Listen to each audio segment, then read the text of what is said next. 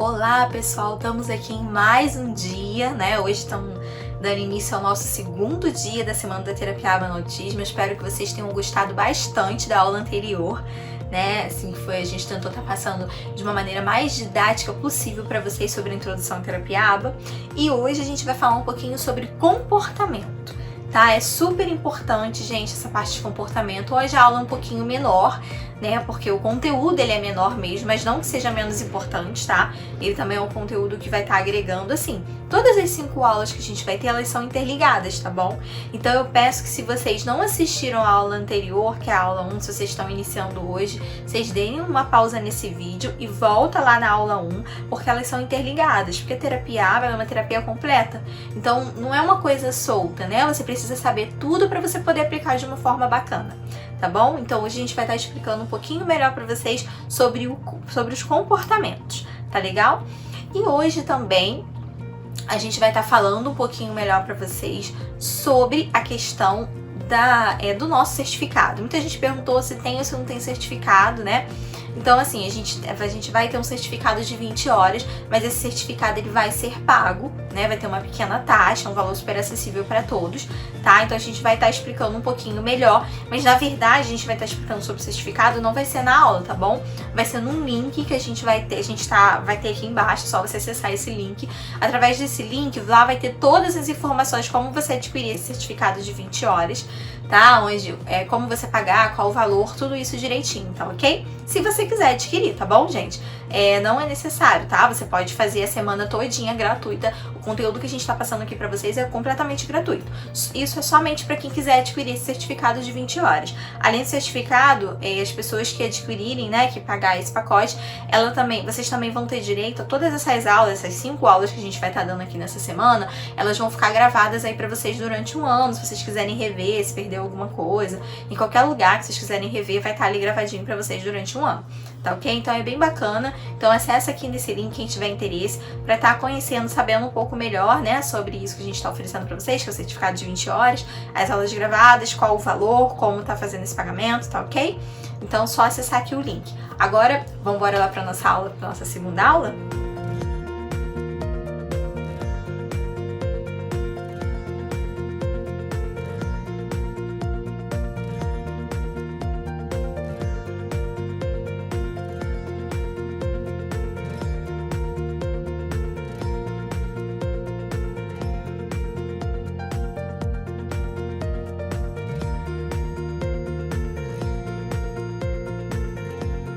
Olá pessoal, tudo bem? Estamos aqui de volta, né?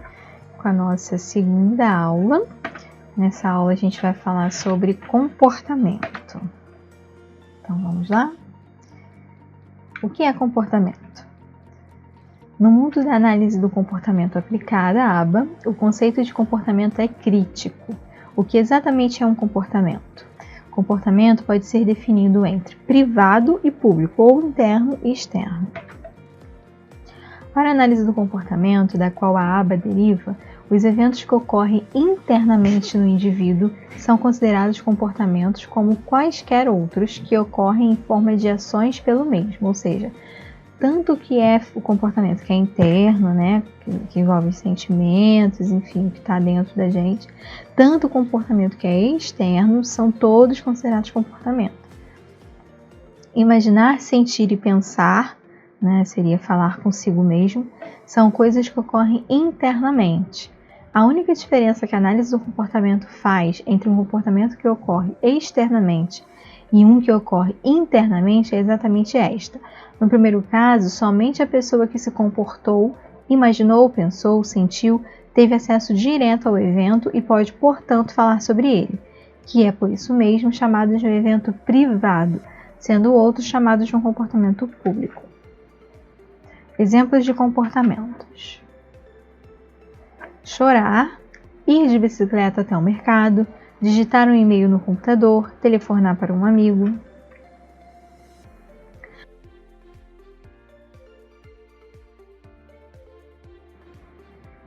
Costumamos aplicar rótulos a pessoas e seus comportamentos como um tipo de síntese. Esses rótulos podem ser enganosos e até perigosos. Por exemplo, podemos dizer que alguém é convencido e passar a evitá-lo, quando essa pessoa pode ser, na verdade, tímida e precisar de nós para uma primeira aproximação. Os rótulos, né, eles fazem com que a gente deixe de analisar as atitudes das pessoas, né, os comportamentos, e passe a rotular em cima das nossas interpretações. E isso é muito perigoso em alguns casos, né? Porque isso vai interferir na forma em que a gente vai se relacionar com essas pessoas, na forma em que a gente vai ver essas pessoas, né? Os rótulos que usamos para descrever pessoas podem ser uma reação emocional a uma situação, que seria, por exemplo, convencido, ou uma interpretação de uma atitude, por exemplo, preguiçoso, ou a tentativa de encontrar uma causa subjacente, por exemplo, ansioso, né? Ou seja, se a gente for ver esses exemplos, né? Uma reação emocional a uma situação, convencido. Reação emocional a uma situação seria a discriminação que a gente está fazendo do comportamento dessa pessoa. E convencido seria a interpretação que a gente está dando para aquilo, um rótulo que a gente está fazendo para aquilo, né? A mesma coisa seria a interpretação da atitude. Seria preguiçoso, né? Uma atitude da pessoa, o rótulo preguiçoso. Mas você está rotulando aquela pessoa como preguiçosa, ou seja, ela é aquilo dali. Você não está vendo a atitude que ela cometeu, né? Isso é muito complicado, porque muitas vezes a gente faz isso até com as crianças, né? Dentro das atividades. Ah, não, ele não aprende, ou ele não gosta de fazer isso, né? Isso é um rótulo, muitas das vezes, e não uma discriminação comportamental. Adicionalmente, mesmo se houver concordância com o rótulo, sua definição de babaca é provavelmente muito diferente da definição aceita pelo seu vizinho. Sim, às vezes você pode ter feito algo que te levou a ser considerado tal daquela forma, mas você não é aquilo, né? Então você está rotulando. Então aquela descrição que é para você é diferente do que pode ser para o outro. A forma como rotulamos pessoas tem efeito direto sobre a forma como interagimos com elas. Sim, foi aquilo que eu falei, né, no slide anterior. Olhar para uma descrição detalhada do comportamento ao invés de nossa interpretação dele vai ajudar a evitar erros e será muito mais efetivo ao lidar com indivíduos com atrasos do desenvolvimento. Com certeza, né? Porque se a gente for ver detalhadamente o comportamento dessa pessoa ou desse indivíduo com atraso de desenvolvimento, né, a gente vai conseguir trabalhar melhor do que se a gente rotular. Porque se a gente rotular, muitas vezes não vai ter jeito, né? Não adianta mexer naquilo ali, não adianta trabalhar aquilo ali. Por exemplo, uma descrição comportamental de uma criança rotulada como mandona pode ser lida da seguinte forma. Em um período de 5 minutos, Aula se aproximou de um grupo de crianças e dá 6 ordens.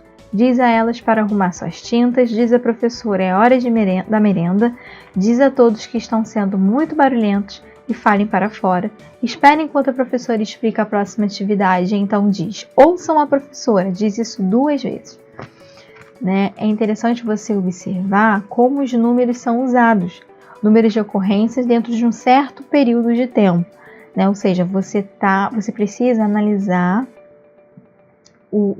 analisar as atitudes dele, né? O número de ocorrência em certo período de tempo e tudo isso. E não simplesmente rotular ele já como uma criança mandona. Uma coisa é você fazer um rótulo, outra coisa é você estar analisando o comportamento dele e trabalhar em cima daquele comportamento. Como manejamos ou alteramos o comportamento? Condicionamento operante. É o processo que usamos para ajudar a modificar ou trocar um comportamento que é indesejável ou para reforçar um comportamento desejável. Um comportamento seguido de um estímulo reforçador resulta em um aumento de probabilidade daquele comportamento se repetir no futuro. Sim, né, a gente vai estar reforçando, a partir do momento que a gente está reforçando a tendência, o que se espera realmente é isso, né, que seja feito aquilo, né, que seja repetido aquilo no futuro. A gente vai ter uma aula só falando só sobre reforçadores, e aí vai ficar mais claro para vocês. Por exemplo, se você preparou e serviu um jantar elaborado e todos os seus convidados a elogiam e dizem quanto a sua comida é maravilhosa, provavelmente você tornará a fazer outros jantares como este. Por outro lado, se todos brincarem e disserem que sua comida tem gosto ruim, provavelmente você nunca mais voltará a cozinhar esse prato novamente. As consequências positivas ou negativas do seu comportamento determinam se você vai repeti-lo ou não. Isso acontece direto assim, no nosso dia a dia, né? A gente condiciona as nossas atitudes em cima dos resultados que temos, né? Os métodos e técnicas envolvidos em modificar ou mudar comportamento são o foco dessas aulas. Sim, com certeza, porque o que a gente procura na terapia, o que a gente procura fazer com as crianças, né, dentro do aspecto é realmente isso. É modificar ou mudar o comportamento que não seja um comportamento aceitável, que seja um comportamento ruim, né, que seja um comportamento que possa prejudicar a ensino-aprendizagem, mas ao mesmo tempo também a gente reforça comportamentos positivos, né? Os ABCs. Os ABCs, antecedente, comportamento e consequência, né? Vocês devem estar achando estranho a abreviação aí, né? Porque teria que ser ACC e não ABC. Mas esse B vem de behaviorismo, né? Como já foi explicado na aula anterior, né? E behaviorismo é o que estuda o ambiente, comportamento e aprendizagem, né?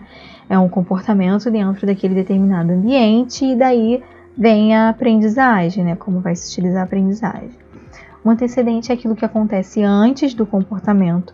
O comportamento é a resposta ao antecedente e a consequência é o que ocorre logo depois do comportamento. Isso é conhecido como os ABCs do behaviorismo.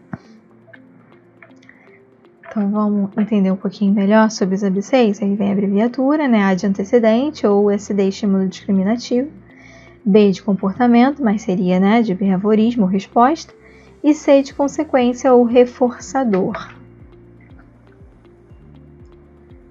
O telefone toca, seria o antecedente. Você atende, seria o comportamento. E o operador de telemarketing lhe prende ao telefone, fazendo com que atrase o jantar, seria a consequência. Então vamos lá para ficar mais fácil, eu acho que é melhor começar, para vocês entenderem melhor do comportamento, né? Que é a ação que a gente tem. Qual foi o comportamento? Foi atender o telefone. Mas para atender o telefone existiu um antecedente. Esse antecedente foi o telefone tocar. E qual foi a consequência de quando você atendeu o telefone? Foi o operador de telemarketing te prender e você acabou atrasando o jantar. Então, a consequência poderá ser tanto positiva, negativa ou neutra. No caso acima, foi negativa. O tipo de consequências determinará se você repetirá o comportamento no futuro.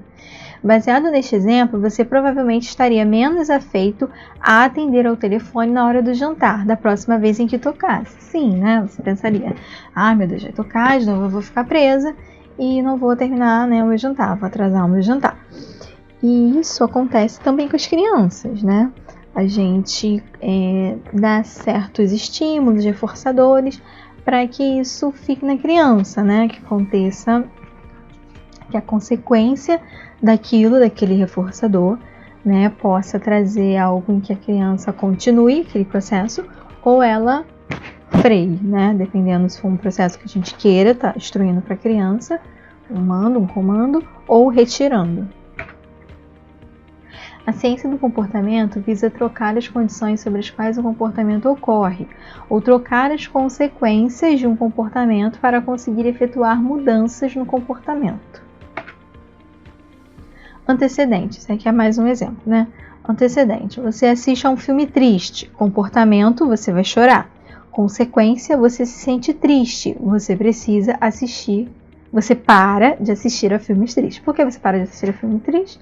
Porque você chorou quando assistiu um filme triste. Agora, troque as condições sob as quais o comportamento acontece ou antecedente. E você mudará o comportamento e a consequência. Você vai ver que é o mesmo exemplo. É a mesma atitude, assistir filme. Só que você vai estar mudando a condição a qual o comportamento acontece ou antecedente. Olha aqui. Antecedente. Você assiste a um filme engraçado. Antes era triste, agora é engraçado. Comportamento, você ri. Consequência, você fica feliz. Então, você vai assistir outros filmes engraçados. Veja outros exemplos.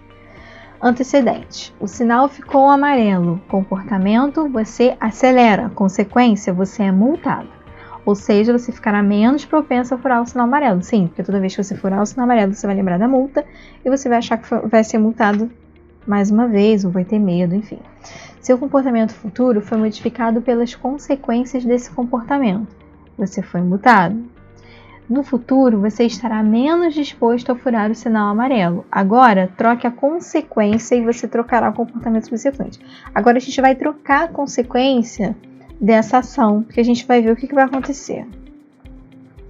Antecedente, o sinal ficou amarelo. Comportamento, você acelerou. Consequência, você não é multado. Ou seja, você continua a furar o sinal amarelo. Sim, porque você furou e não foi multado. Então, das próximas vezes, você vai arriscar furar, porque você ainda não recebeu uma multa, né? Então, você vai furar porque você não foi multado. De novo, a consequência deste comportamento vai moldar seu comportamento futuro. Neste caso, seu comportamento foi positivamente reforçado. E assim você tenderá a repeti-lo. Gente, isso é muito importante, porque o que acontece? Às vezes, um mesmo exemplo, às vezes uma mesma atividade, você muda a estratégia, né? Muda o reforçador. Isso faz com que seja, ou melhor, você tem um reforçador, você tem um reforçamento, e aí você acaba usando ele de forma errada, reforçando algo que não era para ser reforçado. E uma vez reforçado é complicado porque a criança vai achar que aquilo é positivo e vai continuar fazendo. Que é como esse caso de furar o sinal amarelo. A gente sabe que furar o sinal amarelo não é uma coisa certa, mas a pessoa que furou não foi multada, então ela está sendo reforçada, é um reforçamento a ela continuar furando o sinal amarelo, mesmo sendo uma coisa errada. Observando e medindo comportamentos. Uma característica-chave do comportamento é que ele é observável e mensurável. O comportamento é geralmente medido com base em sua duração. Duração, frequência e intensidade. Então, vamos ver sobre a duração. Duração é quanto tempo leva fazer uma coisa. Por exemplo, levou 3 minutos e meio para Silvia amarrar seus sapatos ou levou 15 minutos para Sandra fazer seu dever de matemática. Frequência. Seria a frequência que aquilo ocorreu. João bateu palmas 16 vezes em um período de 5 minutos, ou Caio fez 5 pedidos em um período de 45 minutos. Intensidade, nada mais é quanta energia, quanta força física, quanta intensidade mesmo envolveu aquilo, em realizar aquele comportamento. Por exemplo, Zeca carregou 15 kg de mantimentos, ou os gritos de Rita atingiram 100 decibéis. Geralmente, quando você quer substituir um comportamento, é porque considera que há excessos ou déficits nele. A primeira coisa que você precisa fazer é coletar alguns dados para determinar a linha de base ou ponto de partida em relação ao qual vai medir mudanças. Há alguns métodos diferentes de coletar esses dados, Então vamos lá, a gente tem observação direta, métodos de contagem, avaliação indireta e experimentos. Observação direta. A observação direta, ela observa e registra o comportamento identificado como ele ocorre. Você pode decidir observar o dia todo e registrar cada vez que o comportamento ocorre. Ou você pode definir um período em tempo como qual o recreio, a hora de dormir, para coletar dados sobre o comportamento visado. Métodos de contagem. Você pode simplesmente colocar marcas de verificação, vários números ali para verificar, ou marcar palitinhos em um pedaço de papel ou usar um contador manual. Avaliação direta, entrevistar pais, professores, amigos, ou deixar com que eles, com aquelas listas, com eles as listas de verificação, checklist e questionários ou escalas de classificação. E experimentos, criar condições para testar o comportamento. Esses experimentos a gente deixa, eles cabem aos terapeutas e psicólogos. Eles criam condições para testar o comportamento, mas são coisas aplicadas só que quem aplica são os terapeutas e psicólogos. Então não cabe a professora, a pais, Então a gente não vai entrar muito nesse mérito aqui. Então é isso, gente. Nossa aula de hoje foi um pouquinho mais breve, mas porém um conteúdo, acredito eu, relevante para dentro da aplicação, da aba. Então a gente chegou ao fim nessa segunda aula, né? Espero que todos vocês tenham gostado desse conteúdo. E amanhã a gente tem mais aula, né? São 5 aulas, a gente está na terceira, a gente vai falar sobre reforçamento, que é muito importante. É um conteúdo bem mais extenso, né? Que vocês vão, acredito eu, que vocês vão começar a entender bem melhor sobre a aplicação mesmo do ABA, né? Em questão do reforçamento.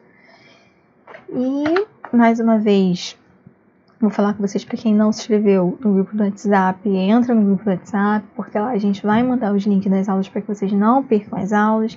A gente vai mandar também alguns conteúdos importantes e também no final da semana, para quem ainda estiver lá no grupo, a gente vai desvendar aí e mandar uma surpresinha, tá bom?